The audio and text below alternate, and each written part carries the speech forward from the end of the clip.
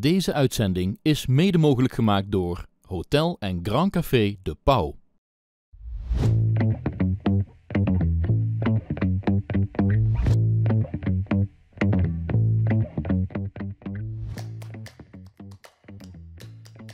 Ja, lieve kijkers, welkom weer in de uitzending van Breek de Week. Ja, ik wil even een paar dingetjes kwijt. Afgelopen week was toch wel wat aan de hand hier in deze stad. De vuilnis werd niet opgehaald vanwege het warme weer, maar dat bleek te zijn omdat de vuilnisman ziek was. Het kan verkeerd is uit Bredero.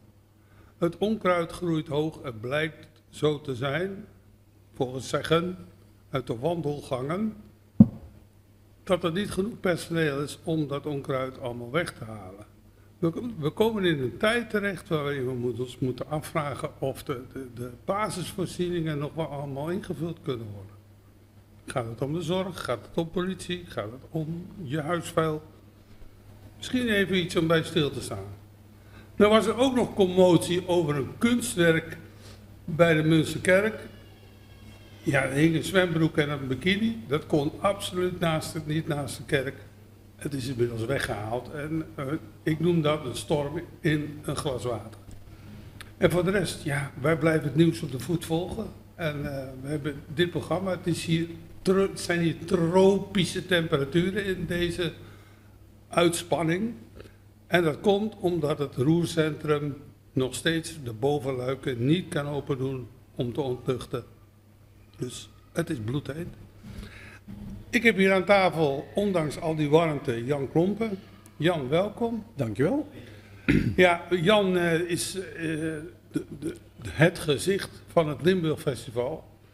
En Jan die bezit de gave om altijd artiesten te vinden, locaties te vinden, die echt gewoon net buiten de lijntjes zijn. Hè? Je kent het al, buiten de lijntjes kleuren, Jan is van buiten de lijntjes kleuren. Zeg ik dat goed, Jan? Nou ja, gedeeltelijk wel. Maar de andere helft is gewoon heel hard werken. Ja. De locaties die moet je gaan zoeken, dus je moet erop uit. En net zo lang zoeken tot je vindt wat je wil hebben. En dat geldt voor de voorstelling ook. En dat betekent, ondanks dat het in de coronaperiode wat lastiger was, want er waren geen voorstellingen, dat betekent dat je heel veel moet gaan reizen en festivals moet gaan bezoeken en voorstellingen moet gaan bezoeken. Op onchristelijke tijden en op onchristelijke plaatsen en zo, maar ja, daar hou ik wel van, dus ik vind dat inderdaad wel. Maar jij bent ook altijd op Oeral te vinden, of niet? Ik ben 10 dagen op Oeral te vinden, ja. En dat is natuurlijk wel het walhalla voor theater op locatie en dat is wat wij voorstaan. Ja, Oeral, lieve kijkers, dat is het feest op de Schelling 1 keer per jaar. Ik ben daar al, ja, toen ik nog wild en onbevangen was, daar ook heel vaak geweest met mijn tentje. En wij bouwden stellages van lege bierkratten. Geweldig feestje op de Schelling, Jan. Maar goed, ja. Het is...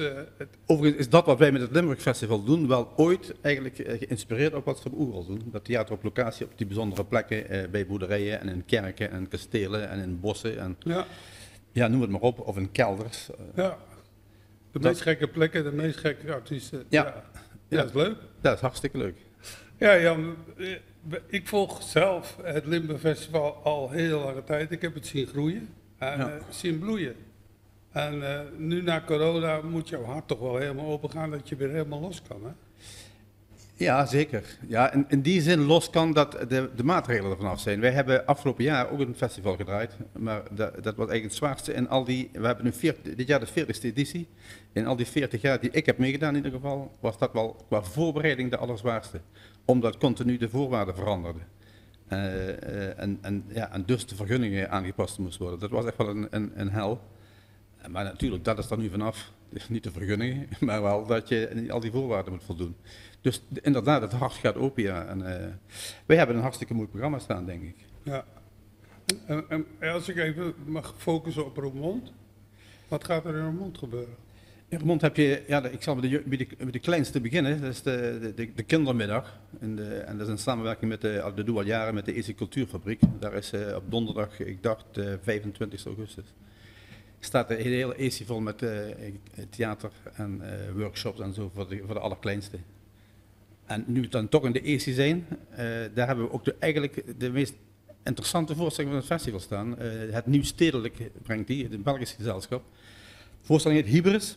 En die gaat erover dat elke chirurg in een kerkhof, of in een ziekenhuis zijn eigen kerkhof heeft. Een chirurg, als die een fout maakt bij een operatie, ja, dan is die meestal fataal. En dat noemen ze zelf in hun eigen wereldje, dat elke chirurg zijn kerkhof heeft. En die voorstelling gaat daarover. Je had het over bijzondere locaties, dat is de eerste natuurlijk ook, maar in principe voor deze voorstelling vind ik dat wel jammer, daar ben ik eerlijk in.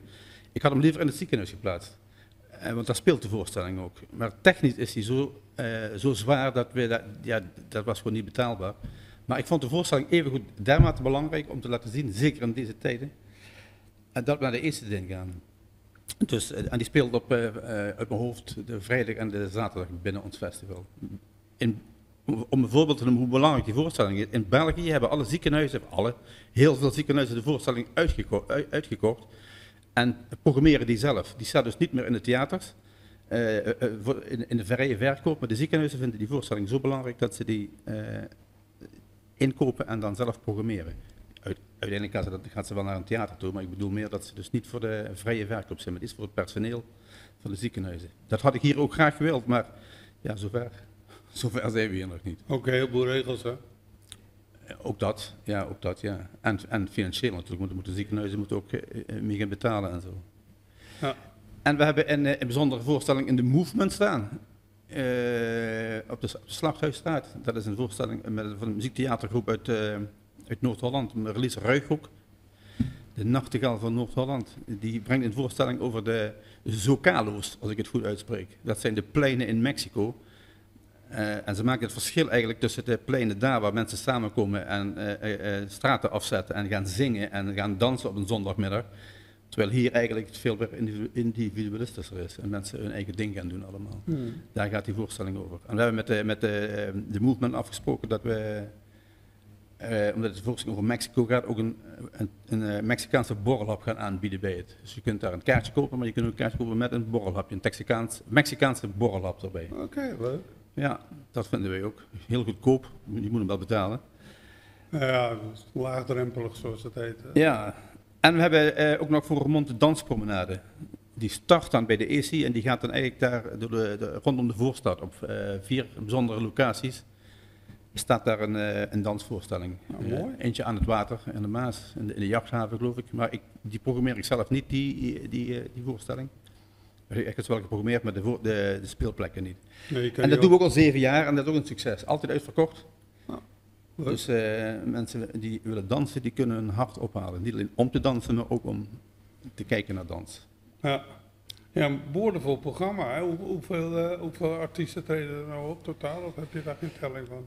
Nee, niet de artiesten, maar we hebben wel in totaal een 50 gezelschappen. Die over heel Midden-Limburg, en dan heb ik het over Weert, Maasgouw, Nederweert, Leudal. We maken een uitstapje naar Roerdalen met de fietstocht, naar stad Wassenberg aan de overkant van de grens. En we komen ook nog heel even in Kinrooi. En in dat gebied staan al die voorstellingen. En dat zijn ik denk een 170 voorstellingen in die 5 dagen. Ja, verschrikkelijk. We maken één grote openluchtpodium van Midden-Limburg. Ja, nou prachtig. Ja.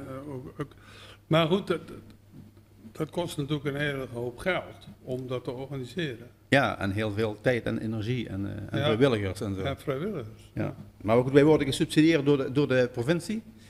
We krijgen nog landelijke subsidie van het Fonds voor Podiumkunsten.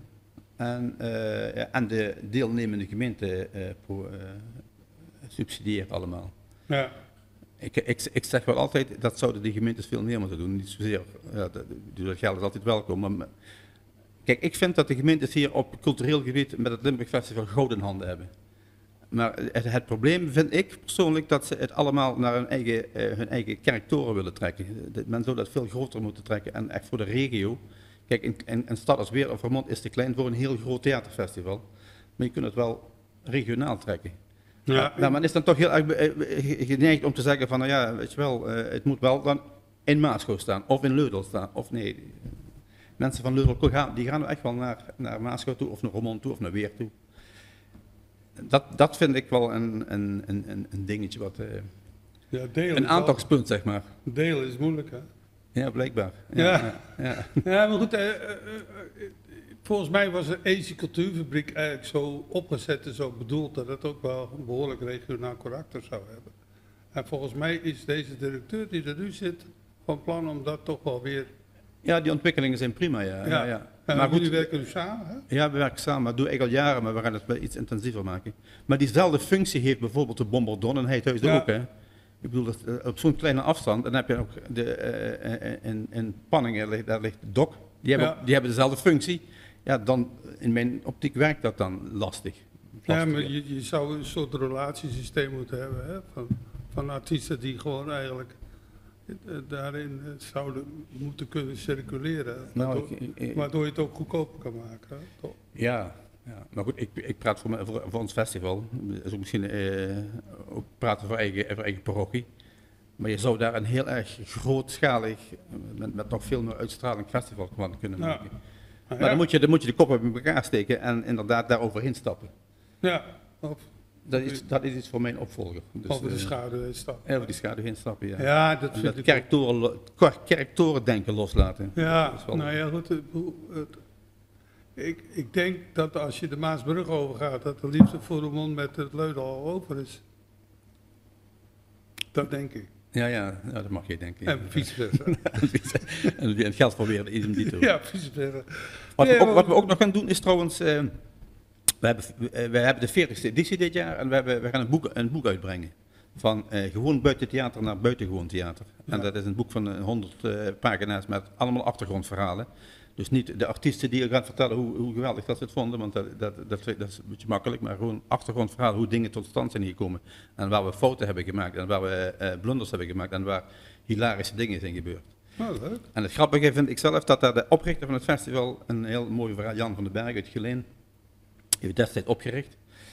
En die heeft daar een heel mooi verhaal over gemaakt en over hoe hij ook de ontwikkelingen ziet. En hij was destijds echt wel een straattheaterman en het Limburg Festival is ook begonnen vanuit straattheater. En hij snapt nog steeds niet dat wij die omslag gemaakt hebben.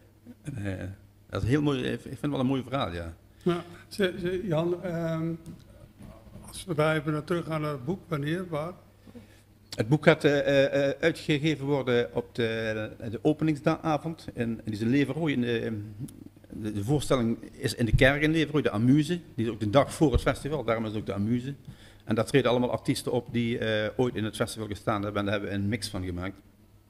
Ze spelen met elkaar op, spelen door elkaar, spelen door de hele kerk. Het is niet zo dat het altijd daar het podium is.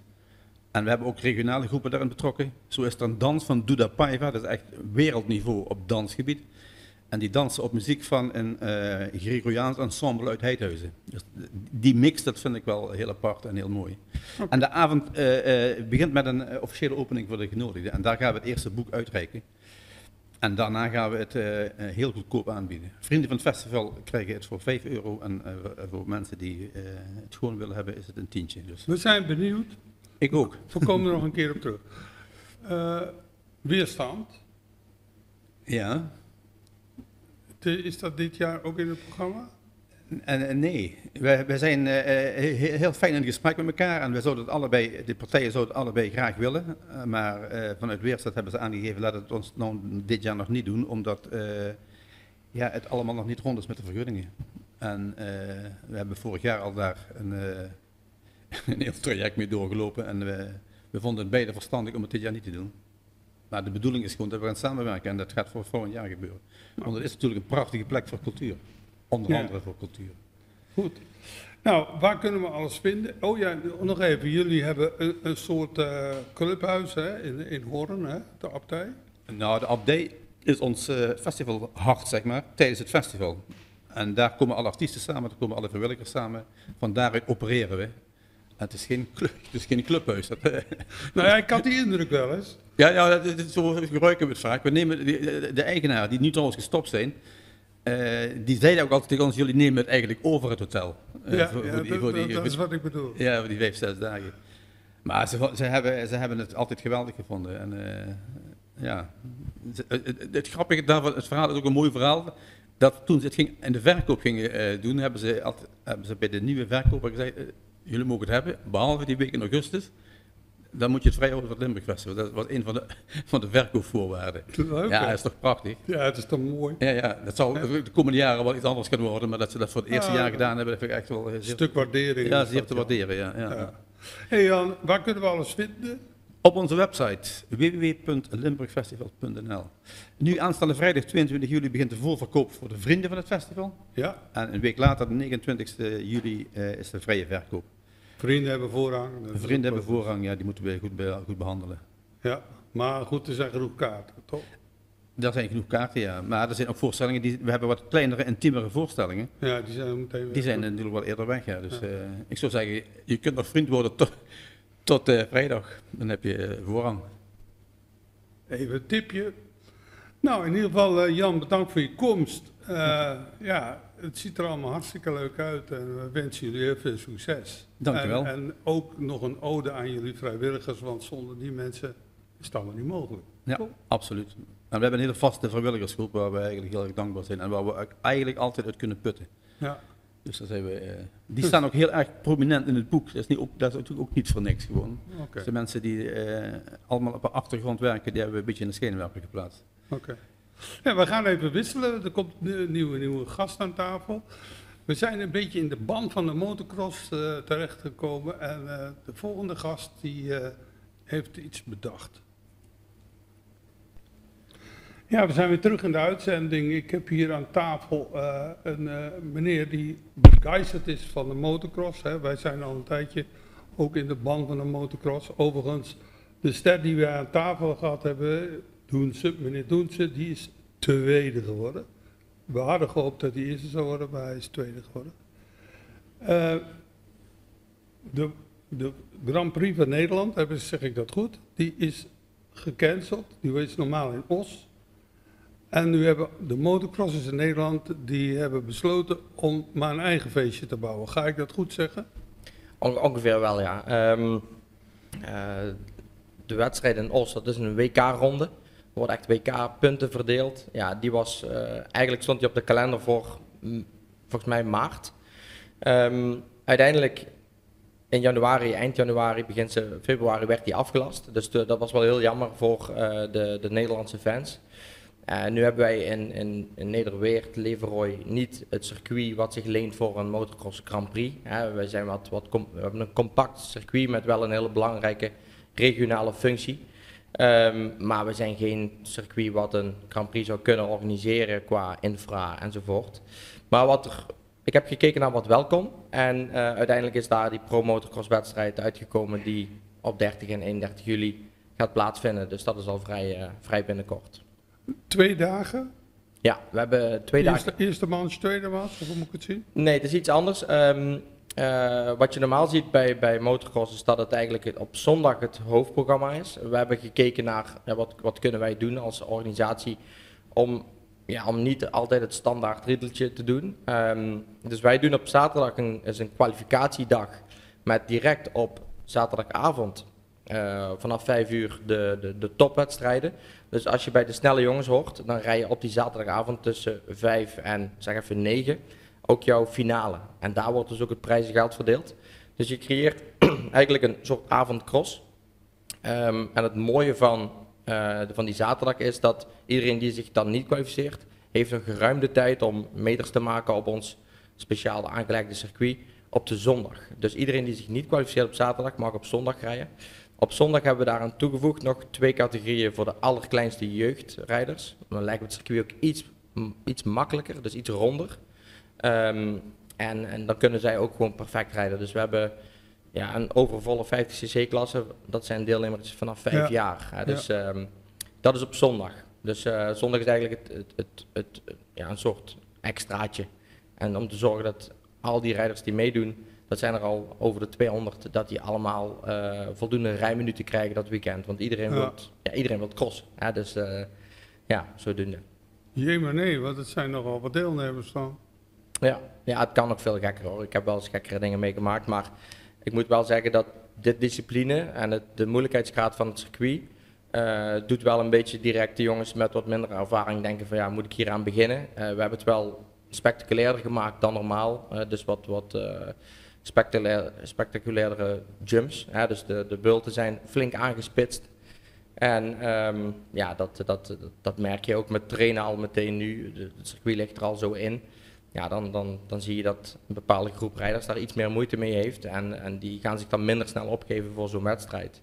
Betekent wel voor het publiek dat het heel interessant is om te gaan kijken. Dus het is wel... Ja, Wel wat te zien, hè? dit heeft Nederweert nog nooit gezien. En dus bij ons op dat circuit, ook als je kijkt naar de namen die komen rijden, de toprijders, ja, dat is sowieso wel heel wat. Ja. Maar qua vergunningen was het moeilijk? Nee, we hebben als club, mag je gewoon een aantal keer per jaar iets organiseren. Dat staat vast in onze algemene vergunning. Dus wij mogen 2 keer per week open zijn. Een aantal Per uurtjes. jaar, ja. Nee, 2 keer per week. Dus sorry. 2 keer per week voor reguliere trainingen. Dus daarom zijn we ook zo'n belangrijke spil in de motocross-wereld voor onze regio. En dan heb je een aantal keer per jaar dat je een wedstrijd mag doen. Dus dat is een van de momenten gaat dan over 2 weken zijn. Of niet dit weekend, maar volgend weekend. Eind juli dus. En dus qua vergunning is dat niet zo moeilijk. Het enige wat er dan bij komt kijken is bijvoorbeeld een tent. We hebben tribunes. Dat soort dingen. Die moet je apart aanvragen, zeg maar. Omdat die qua formaat iedere keer anders zijn. En, maar op zich is wat dat betreft de gemeente heel erg meewerkend. Ja, natuurlijk. Het is toch promotie van Nederweert, hè? Ook dat, ja. Dus ik denk wel dat wij een goede zaak doen. En ik denk dat heel veel mensen ook het circuit niet weten te liggen. Zelfs gewoon uit onze regio. Omdat het best wel een ver van een bedshow is. We zitten echt achteraf tussen de boerderijen in. Hebben wij een stukje grond. Dus ja, het is eigenlijk een mooie kans om een keer een nieuw publiek ook naar Nederweert, naar het circuit te halen. Ja, vandaar dat je hier zit natuurlijk. Juist. Ja, zoiets kost natuurlijk een hele hoop geld en een hele hoop mankracht. Ja. Ik heb het geluk dat ik ten eerste, ik heb wat sponsors meegenomen. Dus die zijn super belangrijk. En daarnaast natuurlijk de vrijwilligers. Dus we hebben een aantal groepen waar we beroep op kunnen doen. Je moet denken aan de lokale ruitervereniging. Natuurlijk, dat zijn mensen die kunnen ook meehelpen een tent opzetten en een barredienst draaien bijvoorbeeld. Dan hebben we nog een vriendengroep eigenlijk, die ieder jaar samen een voertuig bouwen voor de Zwarte Cross. Dus eigenlijk zijn het gewoon een groepje vrienden die maken ieder jaar een geweldig apparaat, zeg maar, om met de Zwarte Cross mee te doen in die soort van optocht. En ja, die vinden die sport mooi en die zeggen ook, als we jou kunnen helpen, dan komen we dus. Ik was daar gisteravond en dan zitten er 12 man aan tafel en ik mag dan de rollen gaan verdelen. Ja, dat is gewoon heel fijn om die support te krijgen. Ja, en zo heb je overal van die groepjes eigenlijk. En die probeer ik te betrekken, lokaal. En ja, daar moeten we samen een heel mooi weekend van maken. Dus zo simpel is het. Ja. Nou ja, in ieder geval. Dus nog even een resume. Wie, wat, waar, wanneer en waarom. Ja, dus hoe laat, wanneer, waar? eigenlijk 30 juli, zaterdag 30 juli. Ja. Het circuit is vanaf 8 uur 's ochtends open. We gaan trainen tot en met de klok van 5. En dan gaan de echte wedstrijden beginnen. Dus het is een vrij lange dag en het kaf van het koren wordt al gescheiden natuurlijk in die trainingen, in die tijdstrainingen. Dan moeten ze al een bepaald, bij het beste zoveel komen om mee te mogen doen in het avondprogramma. Ja. Dus dat is sowieso al spannend. Maar ja, het echte vuurwerk komt vanaf 5 uur en het loopt dan door tot de klok van 9 met een feestelijke prijsuitreiking voor de winnaars op die dag. Ja. En op zondag dan doen we het eigenlijk nog eens over, alleen dan tussen 8 en 5. Dus eigenlijk de normale tijden. En dan kan iedereen weer op zondagavond fijn thuis de spulletjes poetsen en maandag weer. Nog één dingetje, welke klasses?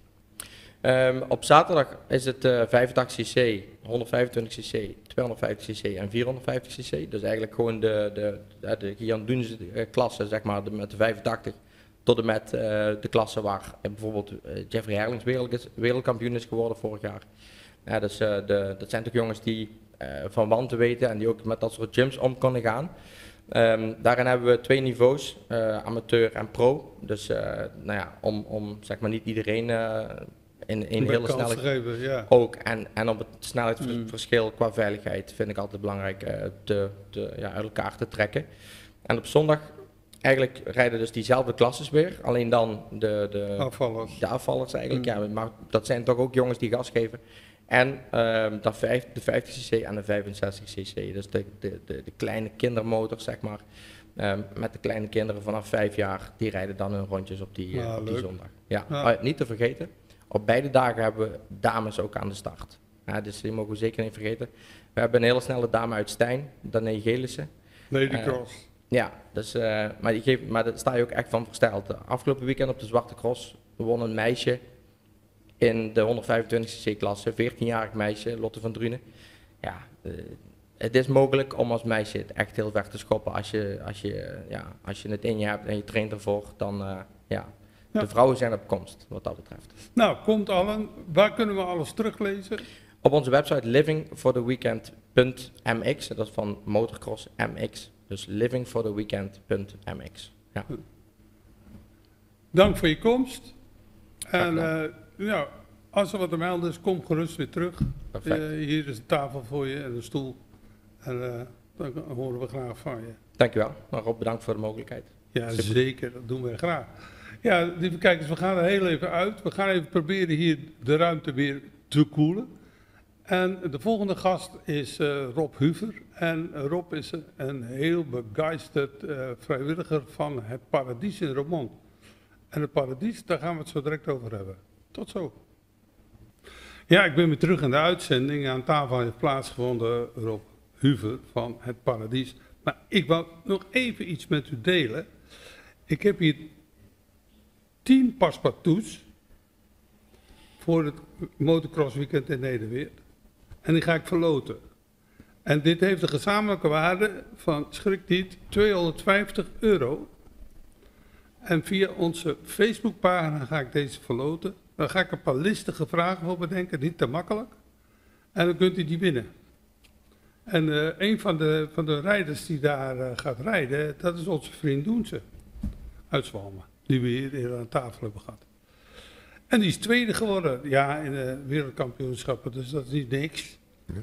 Nee, Roermond is toch een stad waarin heel veel mensen, heel veel verborgen talenten wonen. Dat blijkt. Ja. Ja, welkom in de uitzending, Rob. Merci. Ja, het Paradies, het bestaat al een mooie tijd, hè? Al 20 jaar. Ja. Ze hebben het niet kunnen vieren wegens COVID, maar ze zijn al 20 jaar actief.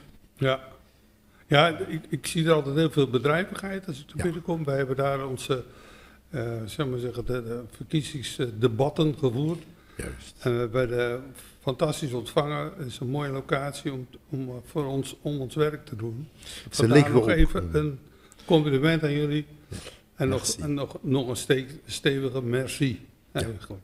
Ja. Ze liggen ook mooi. Ja, binnen in de stad. Ja.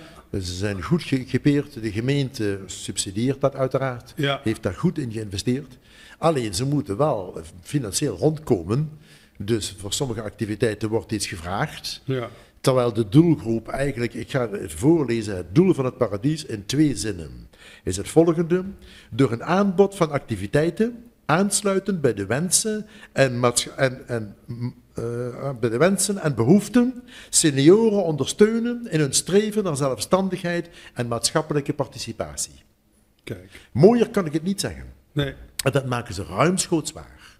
Ja. Het mooie daarvan vind ik dat met 100 vrijwilligers die ze hebben, dat die vrijwilligers zelf hun leven zinvol invullen, maar aldoende ook het leven van de anderen die daar komen zin geven, zowel sociaal als educatief als fysiek.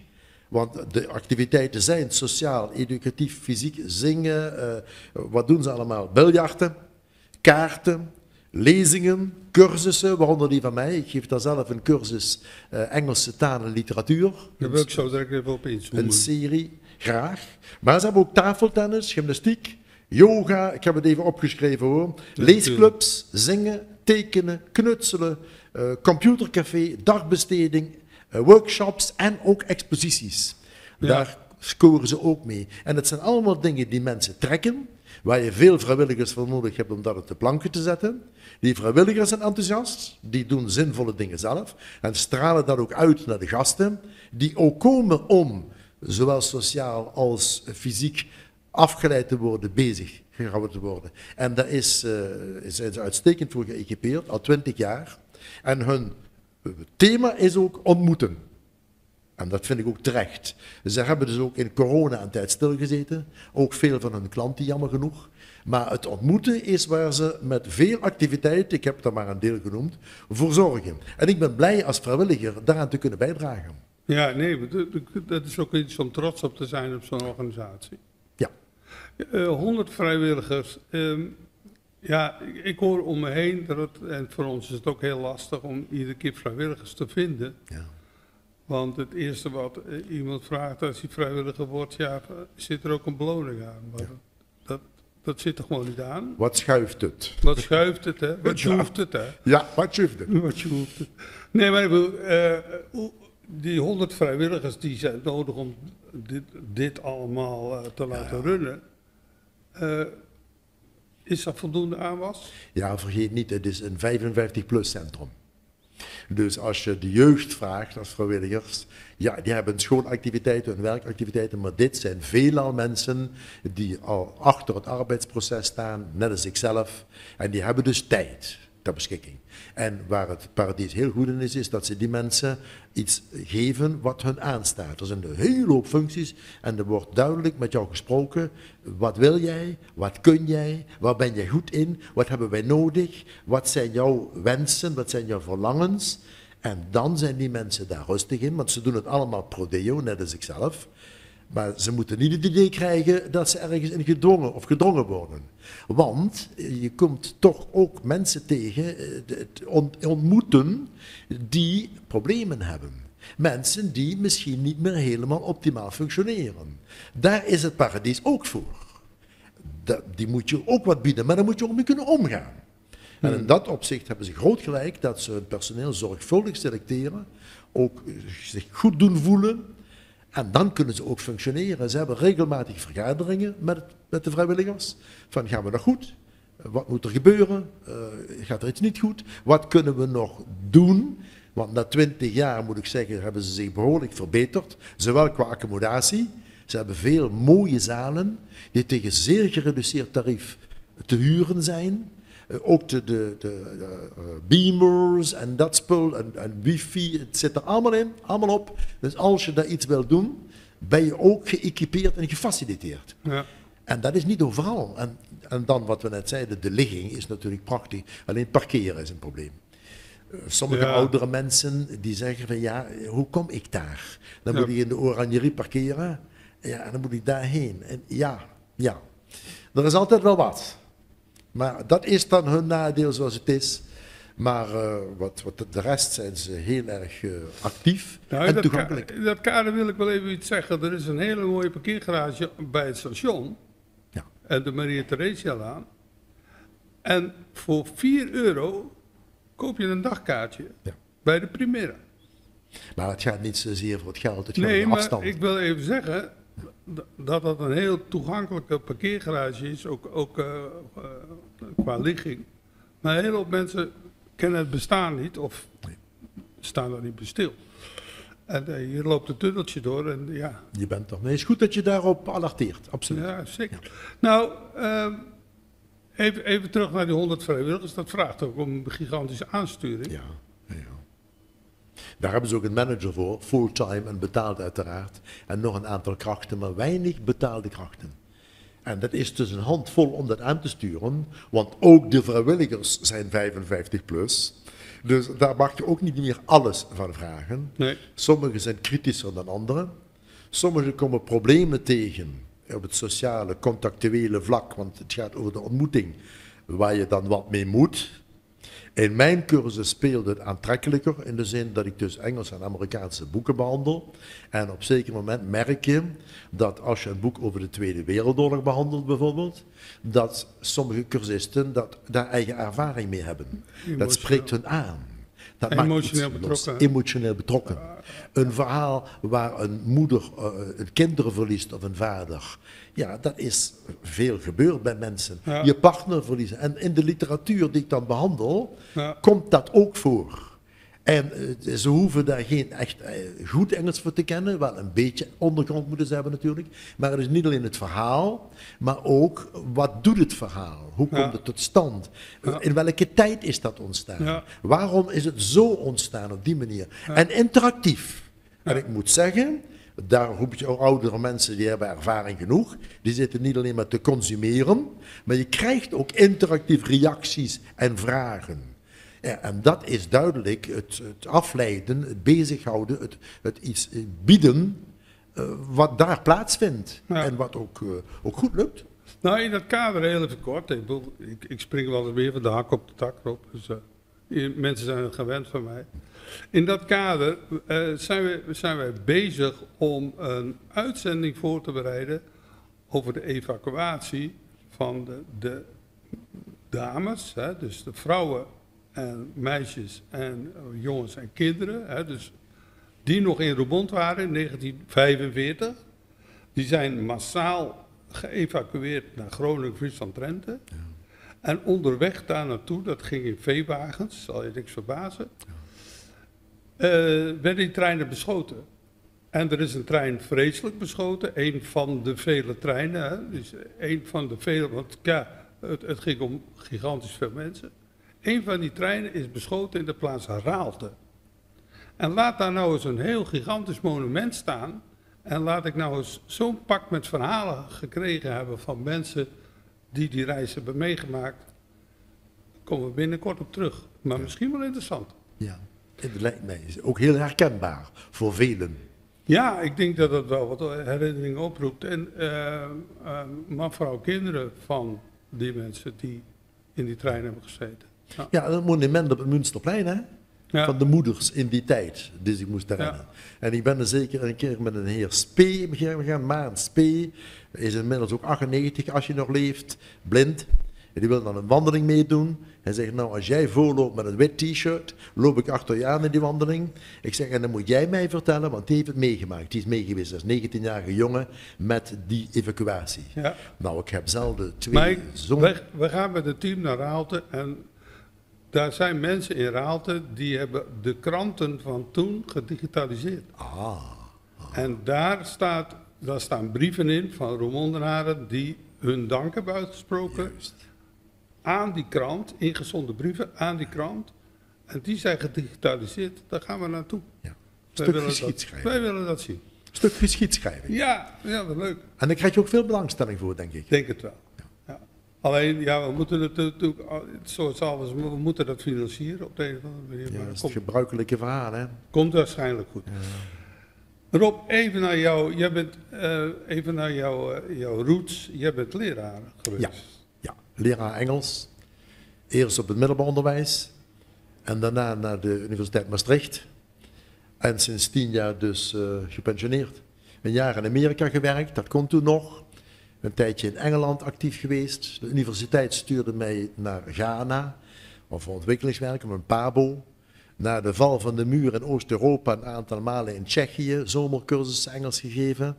De universiteit was daar goed voor geëquipeerd. Ik had de materialen, dus we hadden de contacten. En dan ging ik daar naar scholen, waar dus ook Engels gegeven werd. En de IJzeren Gordijn na 1991. En gaf dan daar zomercursussen. Kreeg ook Tsjechen thuis, docenten, op uitwisseling. We zijn met die school ook vaak onder Erasmus, dat is een uitwisselingsprogramma waar veel geld zit, ben ik met de middelbare school hier naar Ierland geweest een aantal malen. Want ik heb lesgegeven op de Rijks, zoals dat heette, hier in Roermond. En dat waren mooie mogelijkheden. We gingen dan op het fietsje naar de basis in Bruggen. Dat kun je nou dus niet meer doen, want daar komt de verantwoordelijkheid, de aansprakelijkheid. Als je met het jeugd met het fietsje naar Brugge gaat, dat moet je oppassen. Nou, dat kon toen wel nog. En die leerde daar op een dag meer dan op een hele week in mijn lessen. Want in Bruggen, Engelse militairen, knappe jongens, was voor mijn meisjes ook wel leuk natuurlijk. Ja, en die ging alles in het Engels. En ze kwamen ook in mijn lokaal op school, een dag. En dan na iedere les, dus iedere keer een andere klas, moesten ze het verhaaltje dan nog maar een keer ophangen. maar dan straight from the horse's mouth, van die militairen. En zo hadden we daar een goede band mee, want heb ik een zwak gehad voor internationaliseren. Roermond is leuk, Roermond is oud, Roermond heeft historie, maar de wereld is groter. En zeker Engels voor de jeugd, dat had ik geluk dat ik dat vak had, dat sprak wel aan. En als je hun dan zo mee kunt nemen naar Ierland en Tsjechië en Roemenië, ja, dat sprak hun wel aan. Spelenderwijs, hè? Spelenderwijs was dat, want ze hadden de moed wel. Maar ja, daar moest het, daar stonden ze voor iets. En als je dan met zo'n Tsjechische docenten spreekt, die dat dus hebben meegemaakt, de tijd voor de val van de muur, nou was voor mij ook zeer vormend en leerzaam. Dat je eens kijkt hoe andere mensen in het leven staan. En dat kon je in je onderwijsproces dan weer kwijt. Ja. Je was er geweest, je had het gehoord. Ierland zijn we een aantal malen geweest. Nou, ik hoef niet de verhouding tussen de Engelsen en de Ieren uit te leggen. Maar ja, voor de jeugd was dat een openbaring. Dat dat bestond, dat dat zo in elkaar zat. En alles in het Engels natuurlijk, wel met een zwaar accent. Het Iers accent is natuurlijk weer heel wat anders. Maar dat Irish, hè? Irish. Ja. Dat voegde toe. Ja, precies. En Ierland hoorde toen pas bij de EU, want die waren ver achter. Er was veel nog in te halen. Daar heeft de EU aan gewerkt. Totdat het hun goed ging, waren ze de Celtic Tiger. Ja, en Boris Johnson die heeft hen nu weer behandeld zoals de Engelsen meestal doen. Maar goed. Neerbuigend. Juist. Rob, jouw cursus, hè, die mensen vallen met de neus in de boter. Want jij geeft een cursus in 6 delen, heb ik Ja, begrepen. het zijn 6 zittingen van 2 uur. Iedere woensdag, 6 woensdagen achter elkaar, van 10 tot 12. Met een pauze, want de mensen willen elkaar ook natuurlijk spreken. Ja. En ook een stuk gezelligheid. En daar krijgen ze een reader bij, waar de stukken in staat die ik behandel. Ook met de achtergronden, uit die tijd staat erin. Die reader is een 30, 40-tal pagina's. Die zit erbij, dat hoort bij de prijs van €65. Nou ja, dat is de vaste opzet. En dat begint het meestal met de auteur. En dan de titel, en dan het boek. En dat plaatje dan, ja, dan komt dus Reagan komt erin voor, en Margaret Thatcher, en Obama, al naar gelang ook. De geschiedenis breed. En dit gezelschap, 55 plus, die hebben op dat gebied heel wat te bieden. En die zeggen soms ook van, jij zegt dan nou dit en dat, maar moet je eens horen. En dan voegen ze toe. Prima. Of ze worden soms ook wat emotioneel. Dat ze zeggen, merk je dan ook van dit raakt mij, want ik heb dat ook meegemaakt, mijn zoon verloren aan drugs, ik noem maar wat. En in dat boek wat jij nou doet, daar is dat ook. Wat is dat mooi beschreven? Dat doet mij wat. Ja, en dan krijgt dat wel inhoud wat je zit te doen. Ja. En dat krijg je dan in de koffiepauze ook te horen, want sommigen ja, die wachten dan liever en als anderen bezig zijn, komen ze naar je toe. En dan ook, vind ik ook belangrijk, dat ze dingen uitwisselen van Rob, je zei zus en zo, ik heb dat ook meegemaakt, is zus of zo, ik zou dit, jij zou dat. En uiteraard, dan moedig ik ook aan, dat hoort ook bij. Ja. Mooi. Nou, de mensen vallen met de neus in de boter. Ja. Kunnen mensen zich aanmelden? Uiteraard natuurlijk. Ja. Kosten €65. €65 voor de 6 zittingen, met een reader erbij. Ja. Op de website van het Paradies staat het. Ja. Maar er is ook telefoonnummers staan erop van mensen. Als ze bij het Paradies langs gaan, kunnen ze een aanmeldingsformulier invullen. Ze kunnen gewoon een mens spreken tegenwoordig. Ja, gelukkig wel. Nog. Een mens willen ze spreken. Ja. En dan liggen formulieren. Maar zouden ze zeggen van ja, wat is het? Ik wil dat eerst even zelf uitzoeken. Nou, een mailtje naar Paradies gaan. De website staat erop. Dus het aanmelden is vrij gemakkelijk. En de betaling ook. Dat gaat ook meestal digitaal. Kan bij de tikkie zelf. Ja. Rob, wanneer begint het? Het begint volgens mij, even kijken, 12 oktober. Oké. Dus ik ben op tijd ermee. Je En moet hoeveel Tijd cursisten kan je hebben? Nou, de zaal is voor 30 geschikt, maar als het er meer zijn, pakken ze een andere zaal. Maar ze hebben veel zalen die doen, maar deze zaal is voor 30 geschikt. Ja, maar- Daar zitten zo PowerPoint, Beamer, alles zit daarin. Ja. En met 30 is het ook wel leuk voor de interactie. Een beetje te... Als je er 60 hebt, is het toch wel wat anders. Wordt dat rumoerig ook? Ja. Wordt wat rumoeriger. Je hebt ook veel mensen met gehoorproblemen. Dat is op die leeftijd ook. Dus daar zit een ringleiding in. Ik moet ook zorgen dat ik wat langzamer, rustiger spreek. Want ik spreek uit mezelf snel, weet ik. Om die mensen te accommoderen natuurlijk. Maar we kunnen er genoeg hebben. En in oktober, dus ik meen 12 oktober. Dan de volgende 6 woensdagen achter elkaar. En dat mensen tegenwoordig allemaal plannen, mensen zijn bezig, dat is heel goed. Kom ik er nu mee, want ja, sommige mensen hebben dan net oppasdag, of die hebben net bridgedag. Ze zijn goed bezig, die mensen van 55 plus. Moet ook. Of biljartdag. Dus mijn cursus kunnen ze tijdig zien van, oh, dat is het en dat is mij waard om daarheen te gaan. Een blok in je agenda. Ja. Rob, bedankt voor je komst. Graag gedaan. Het was zeer boeiend om met jou in gesprek te gaan. En volgens mij kunnen wij nog dagen Merci. samen Ja, praten over het paradies. absoluut. Het is een waardevolle instelling voor Roermond, het paradies. Daar kunnen we trots op zijn. Nou, met recht. Ja, lieve kijkers, we gaan er weer even uit. Ik kom terug met een speciale gast. Dat is Gonnie Stoot.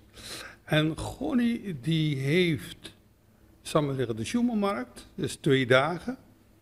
Een woensdag en een donderdag. Heeft ze een nieuw leven ingeblazen, want het lag helemaal op zijn kont. Het was ook de laatste jaren niet meer zo interessant, want er lagen vooral nieuwe spulletjes. En mensen willen sjoemelen, die willen gewoon lekker rommelen. En ik ga het er met Gonnie over hebben hoe ze het nu aangepakt hebben. En ik begreep van Gonnie dat je kan schudden als je nog een kraan wil. Tot zo. Ja, lieve kijkers, ik ben terug bij Gonnie. En Gonnie heeft in ieder geval de Schumanmarkt een nieuw leven ingeblazen. En eigenlijk verdient ze daarvoor een lintje, de gouden Christoffel of whatever. Maar in ieder geval, Gonnie, welkom in de uitzending. Dankjewel. En bij deze wil ik je ook wel namens een hele hoop mensen een pluimpje geven voor het feit dat je een oude traditie gewoon weer nieuw leven inblaast. Ja, dat mag niet verloren gaan hè, voor Roermond, voor Nee. de binnenstad. Nee, Zeker niet. Nee, want de Schumanmarkt bestaat al 50 jaar, hè? Ja, dat bestaat sinds eind 60 jaren. Ik weet als kind dat ik sinds in 68, 69 echt het heb zien ontstaan hier in de Neerstraat. Door destijds Mia Brammers, die wat het initiatief nam om hun, zoals ze toen zeiden, incouranten waren te verkopen. Kelder leeg. Ja, Ja, ik ken het. in die tijd mocht de uitverkoop mocht echt pas 1 augustus beginnen. Dat was ook heel strikt. Deed je dat een dag van tevoren, had je blijkbaar politie binnen. Dus gingen ze kraampjes buiten zetten, een paar dagen van tevoren, en konden ze dat zo omzeilen. Dat was de truc. met Dat het was ei. de truc, zodat de ondernemers, vooral hier in de Neerstraat, in Roermond-West, zoals dat toen heette, dat die de uitverkoop een stapje voor waren. Help mij de zomer door.nl. Ja. Ja, Gonnie, jullie hebben een beter andere aanpak gekozen, hè? Ja, wij zijn eigenlijk een beetje teruggegaan naar het begin, met natuurlijk eerst de ondernemers uit de eigen straten, maar dan ook meer regionaal, van de dorpen, de verenigingen, gewoon de mensen wat de kelder aan de zolder leeg wouden halen, maar we hebben afscheid genomen van de grote handelaren van buitenaf, die wat alle markten afstropen. Er zijn er een paar met leuke dingen, maar niet meer, zoals ik ook zei in de krant, de meterslange telefoonhoesjes, plastic tasjes, noem maar op. Dat is niet hier op zijn plaats, denken wij. En dat heb je gewoon bewust buiten de deur gehouden. Ja, we hebben gewoon, als iemand zich aanmeldde, gewoon gevraagd waarmee. Ze konden zich bewust daarom ook via de site aanmelden. En dan zijn wij gewoon heel gaan shiften van, je past er niet in en je past er wel in. Gewoon op korte termijn elke keer met een paar ondernemers, met city management, geschakeld met de BIS. Wat vinden jullie? En dan was het bij twijfel ja of nee en dan jammer. Ja, maar helaas. Maar helaas, en Ja. het heeft blijkbaar toch gewerkt, want op 3 kraampjes nog hebben we hem vol. En waar zijn die kraampjes? Er zijn nog 3 kraampjes in de Neerstraat. En van de Zwartboekplein tot onderaan de markt hebben we alles wat we konden en mochten zetten, hebben we vol. En hoeveel zijn dat er? Dat zijn er ongeveer 180. Jongen. Ja. Dus dan ben je wel even bezig, het begint tot het eind te sjoemelen, hè? Ja, nou, het is, we hebben op verschillende plaatsen live muziek, er is kinderentertainment, er is toch wat te eten en te drinken door de plaatselijke ondernemers, dus ze hoeven zich niet te vervelen. Nee, precies. Nou ja, het was gezellig, hopen op mooi weer. En Ja, de datums zijn? Dat is volgende week woensdag en donderdag, 27 en 28 juli, Ja, van ongeveer 11 uur af tot 's avonds 9. ja. En Gonnie, dan was er wat te doen over live muziek. In de tussentijd van corona heb ik begrepen bij navraag in de wandelgangen, is het gebleken dat er, laat ik maar zeggen, de algemeen plaatselijke verordening gewijzigd is. Ja. En dat de live muziek in de binnenstad op doordeweekse dagen slechts tot 9:30 plaats mag vinden.